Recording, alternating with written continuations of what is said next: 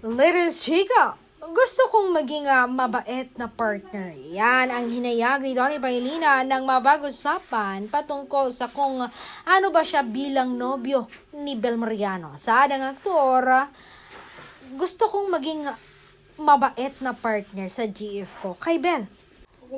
At kung yung mga anak namin ay maipagmamalaki ko sa kanila na ang kanilang ama ay matinong lalaki. At upang maging salamin ako sa kanila, tularan nila ako na ang mga babae ay minamahal at nirerespeto.